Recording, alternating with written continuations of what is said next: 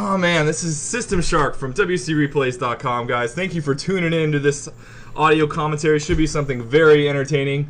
So, Human Mirror, I've been very excited about doing these commentaries because I can be a little bit more analytical, and we can kind of break down the different changes. Because most of the time, these replays, you're seeing the same units, you're seeing the same strategies, the same creeping patterns and stuff like that. So go ahead and get the replay file synced up. The first one marked, I guess we're just going to mark it A, and get that one synced up at the do it at the 2-minute mark. We'll do it at the 2-minute mark at 1x speed. Turn fog war off. Both these replays in this pack that I'm going to do the commentary on today are going to be on Turtle Rock, and the first one I'm going to be doing on is going to be from VGL, which is the gaming league, and I have started doing some shoutcasting for them. So I actually was in this match as it was happening live, and truth be told, I was actually hosting this match because there were some problems with them getting the host. So I have a little bit to do with this match. I'm very proud of being involved in it. Anyway, so this is between let's see, Kai and Spile. It was a clan war, the semifinals for the gaming league. And this was recently played, so it's only been like about a week or two since this match has actually been played. So pretty fresh for you guys to get this one on. I don't actually know when this audio commentary will be posted, so it might have been maybe a month even before this game's been played. So, and I'm also going to be doing a replay from Extreme Masters, and that's actually an older replay from February of 07 with on Insomnia versus Fire D. So it's kind of going to be like semi-professional players for this first match, and then professional players with Insomnia and Fire D. I'm not even probably saying that correctly, but all right, go ahead and get it unpaused. We're going to get it unpaused 5 seconds now. 5, 4, 3, 2, 1, unpause. Great, we're unpaused. It's fantastic. So you notice both players are opting to go for Archmage first, and this is just very, very common. He's got the creeping power, he's got the range, he's got the movement speed. He's a very, very nice starting hero for almost all matches for Human. Obviously you can be a little bit different in some other matches, going Mountain King first or Paladin first for Sundead and craziness like that. But we're talking Mirror here, and the Archmage has a lot to offer for the Mirror, and if you don't opt for the Archmage first and your opponent does, you're going to have to deal with that guy having that early creeping power and having the Brilliance Aura, which will make the Priests more effective. As far as unit selection here, you are going to see the early Footmen. You hardly see Rifles too much in Human Mirror matches, and Footmen are just better for creeping and just for doing a lot of little confrontations early on in the match. So the first thing you're going to notice from this replay, obviously, is the creeping patterns. And Kai is going for a very strange creeping pattern. The first creep he is going to creep out is the Goblin Merchant Camp, and he just finished creeping that out. He got a Talesman Evasion from that creep camp. He got level 2, and he got the Watcher Ward right in the middle of that area there. So it's kind of a risky move to do, but he did it very, very well, using some militia from his base and not letting his footmen take hardly any damage from that camp, and letting his water elementals do a lot of the damage from that.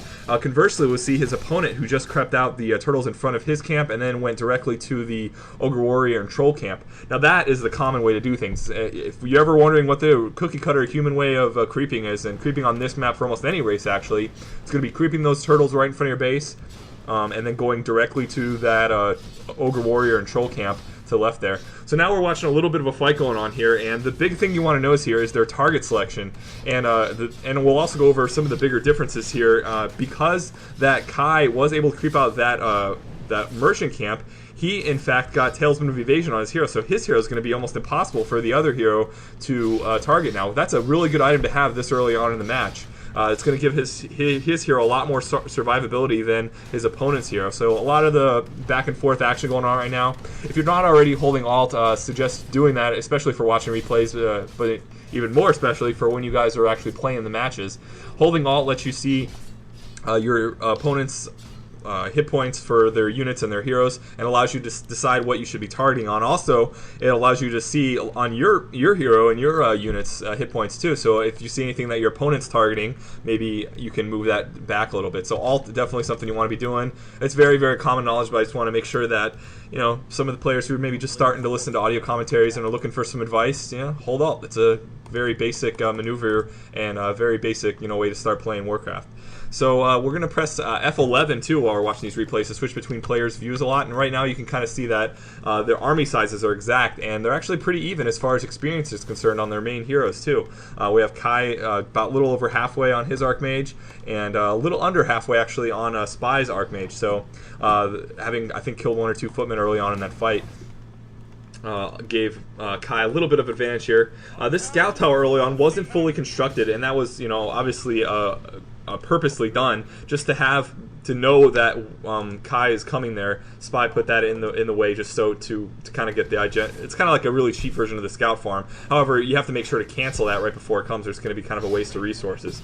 Now, the biggest thing to talk about in Human Mirrors so far that I've understood, and I've been watching a lot of the replays lately, trying to figure it out and analyze and figure out what the best way to do things are, is hero selection and secondary hero selection. So let's look at the benefits. You obviously see that Spy has gone for a Panda second, and you also can check out on Kai's base, he is going for a Mountain King second, and he's about halfway through. Now, the advantage to going a Tavern hero, obviously, is that you can get your hero directly at tier 2. You can summon him instantly from the Tavern, and that's a big, big advantage.